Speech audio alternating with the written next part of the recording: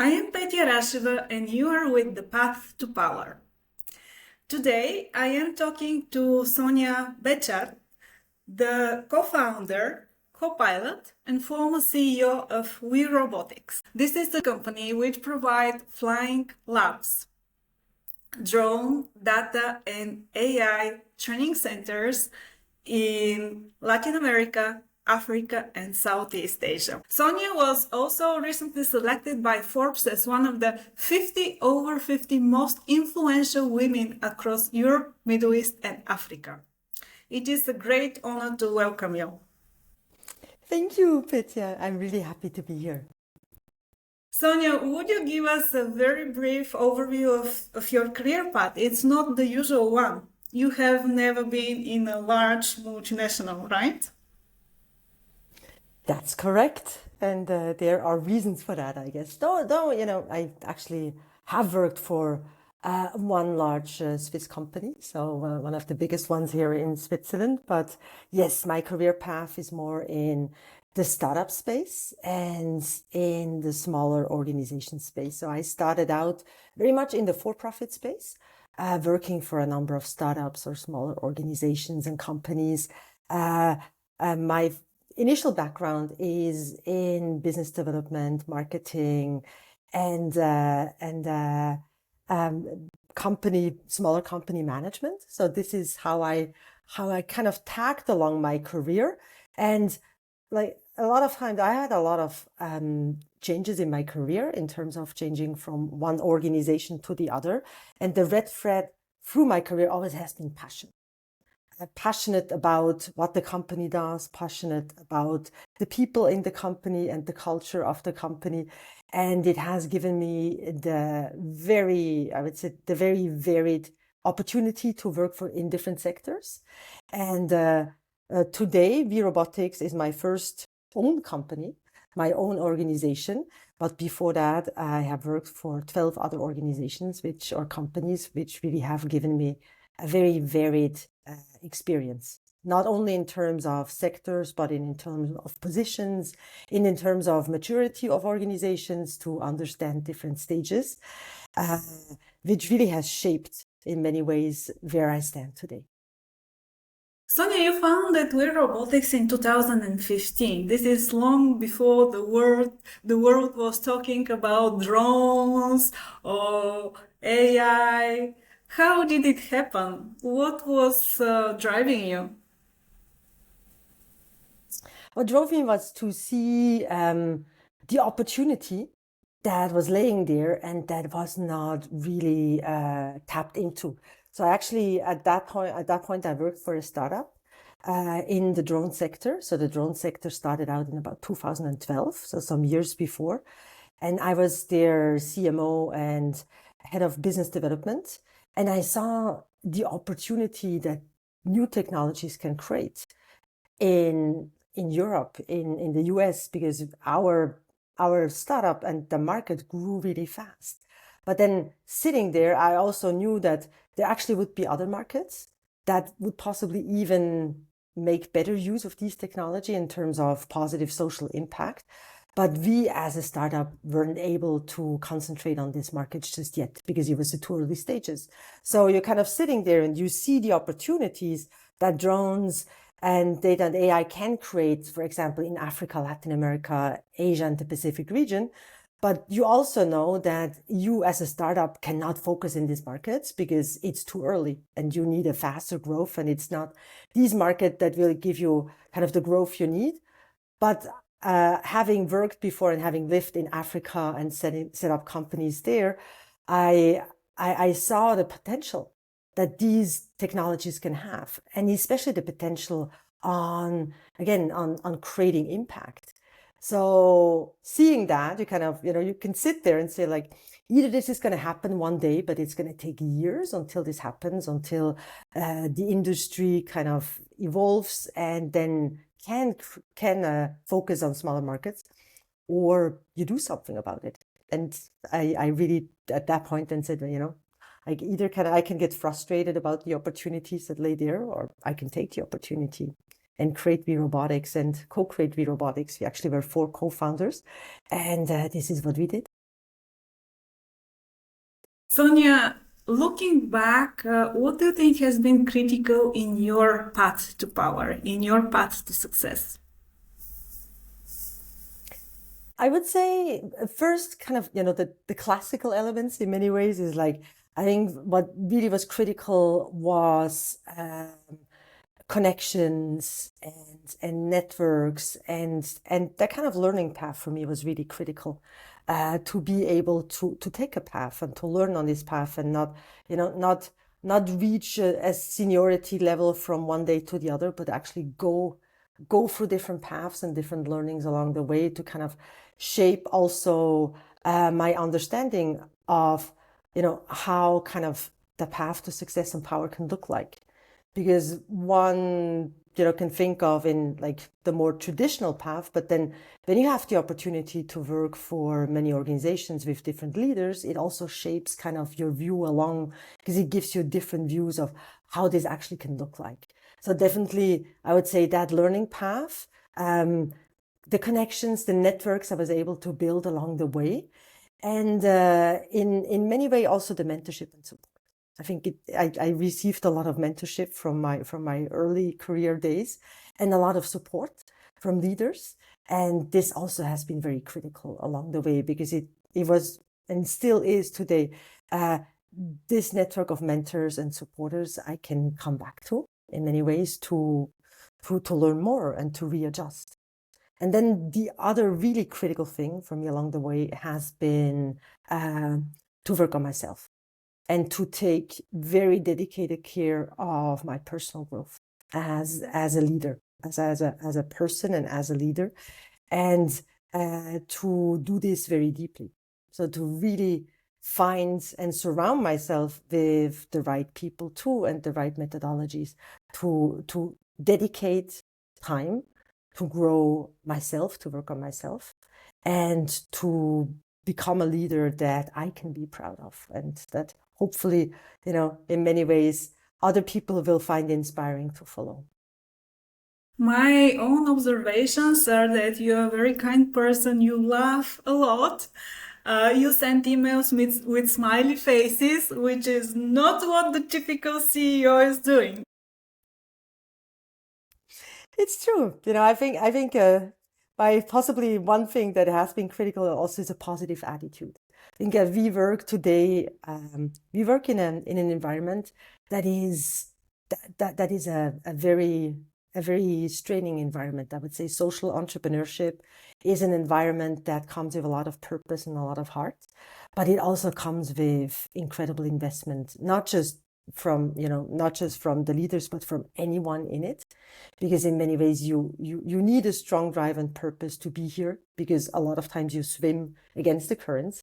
So you swim against strong currents in many ways, because what you're trying to do is to create systems change. And I think the positive attitude for me is a very important part, because again, like, when you sometimes you're exhausted when you swim against currents, and this is true for our whole team. And sometimes you question yourself, is this investment really worth it in many ways? And I think having this positive attitude and the kindness to each other, that's what really drives us. And Sonia, once you achieve a position of seniority, what changes? What changed for you? Well, in one word, I would say freedom. Freedom, what to invest your power in, and freedom, how to use power. I think that for me has been the critical change when, even when you're like, I was CEOs of companies before. Today, it's a different level of freedom still, because it's my own organization. So that gives you yet a different level of power, though you always will have a board that watches over you in many ways. And in a nonprofit organization, I think the board is possibly way more here as mentors and supporters than in the for-profit space. But it's definitely that freedom. The freedom that you get to choose, what to invest your power in. And for me, more importantly, is how you use your power. And I think this is something that I believe is of utmost importance for anyone who has a seniority level is to think about that.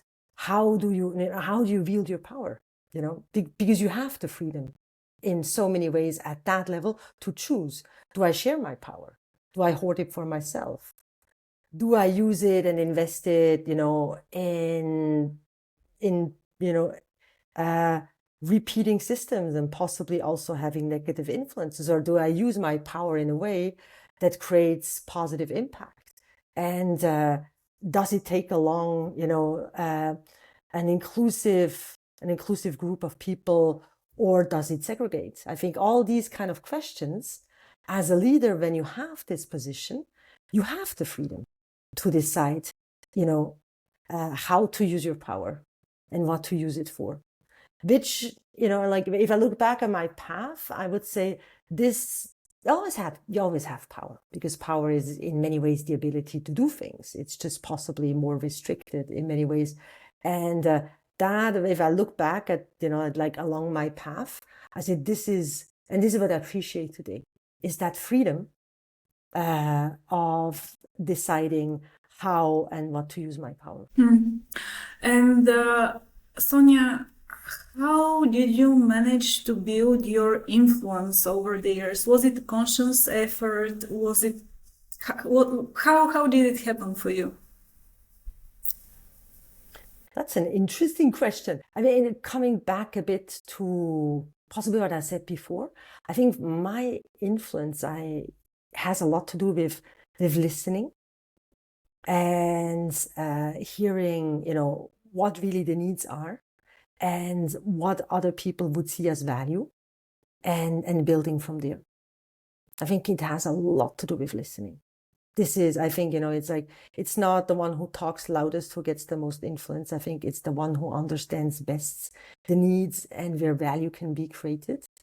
And that's where the connections and the networks come in again. I think, it's just that influence in many ways is by spreading wide and hearing from many different groups of people or levels of seniority, or, like it's that diversity.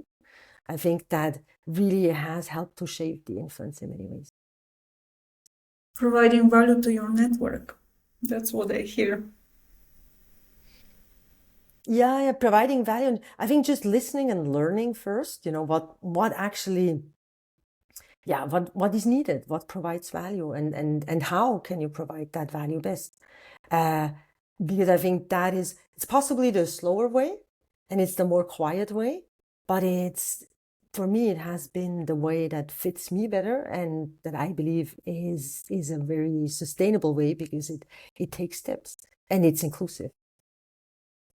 I am asking about influence because, as I mentioned, you were recognized by Forbes as one of the most influential women, not just in Europe, but across Middle East and Africa. What did that recognition mean to you? That's exactly the word. I think it's the recognition. I think what it meant to me, and I was very surprised. Again, like WeRobotics, the Flying Labs Network, first of all, we're a social impact organization. So our wealth is not measured in dollars and numbers. Our wealth is measured in positive social impact, which in many ways is, not the main focus of Forbes. So coming from Forbes, a recognition for a social impact organization, that has been, I think, the first positive surprise. And it really, it touched me very deeply. And then the other part, that the visibility, I think that was the other element that surprised me in many ways, is to say, wow, if you're visible to Forbes, that's possibly a very positive thing. Because then the right people, again, I'm on a systems change path here in many ways with what we do with WeRobotics and the Flying Labs Network. So to say, if you get visibility and recognition from Forbes, that's a very positive thing, because in so many ways, it's the systems that we try to influence and to bring positive change to, that that have created the wealth behind anyone who is associated to Forbes. So for me, any recognition is always something beautiful, and not just for me, but for the whole team and everyone that is involved in what we do, because this is not the work of one person. This is the work of a team, and it's the work of everyone in the Flying Labs in over 40 countries. So that makes up, between the team and my Flying Labs colleagues, over 350 people in almost 50 countries. So that is our work that is recognized. But then coming from Forbes, I think that was really the special recognition to say, like, wow, we're not building here for the highest sale possible. We're building here for positive social impact. That's our success measure. I talked to several of the ladies that were in that list, and all of them said they were shocked. They didn't know they were nominated. Yes, well, I knew that I was nominated because I had a discussion with them. There was kind of an interview, but I was very surprised when I got contacted by Forbes, because again, I said, like, wow, we're this small organization in many ways. This level of recognition is something that definitely, and it is, any kind of recognition is really saying possibly we're on the right track here with our work. Sonja, what is your typical day? How does it start? My typical day starts with taking care of myself, because some days can become stressful in many ways, and I think that's also one thing I learned with a bit more seniority. Your stress changes, because in my earlier days, stress, I would say, was more just on one or two topics. When you're reaching a seniority level, I think the stress changes because it becomes more diverse also. There's like many different sources of stress that I didn't have early on in my career. So my days always start with giving myself a minimum of 2 to 3 hours to align, to ground in many ways. And I do this through either yoga or going for a walk or going for a swim, then eating a good breakfast, sitting down, just taking time. Because my day always starts with knowing that when I open up my computer and start my work, I'm grounded. I had a good start, I had time for myself, and I feel grounded. Because many days can become hurricanes during the day with planned elements, but with a lot of things that weren't planned throughout the day. So to stand grounded is for me the way to manage stress throughout the day and stay calm. And how do you rest and recover after work? Or do you take annual vacations? What it is that you do in the long term? Yeah, in the long term, that's also one of my goals. In the long term is to say, by doing every day what I do, it keeps me in a quite good shape. I also have a healthy diet, so I kind of look at my system like a car, and for a car to run well, in many ways, it needs clean fuel. So good food, it needs good care. This is what I try to do every morning of my routine. But then it also needs services, and sometimes it needs a bit of rest, and this is my vacation. So I am taking a minimum of 2 weeks at a time, ideally 3 weeks a year as a vacation. And for me, it's important to go somewhere where there's no connectivity. So I am away for 3 weeks. And a lot of time, the environments I go to don't have connectivity. So it's a perfect excuse never to, look at your phone, because there is no connectivity. But, and even if there's places where connectivity, I really try to shut off my phone and not use it, or use it only for pictures, but to deconnect a minimum for 2 weeks. And whenever possible, I do it for 3 weeks at a time to get away. And I think this is very healthy too. We're a small organization, so a lot of elements, depends on the senior leadership still, even if you set up in a way where everyone has, their own space of power. But I think it's very healthy for your organization. If you can go away for 3 weeks without being reachable, that means you have organized yourself in a way that, people can live without you. And that is something I learned from a previous company I worked in. And I thought that was a very healthy way of looking how you also, give rest to your team, but at the same time make certain that they organize themselves throughout the year in a way where they can step away for 3 weeks or 4 weeks without being able, without needing to contact them to make decisions, to move ahead. So this is my way on both recouping and kind of checking on myself. Am I doing a good job in setting up the team in a way that they can actually, live without me and be very functional and successful without me being here every day?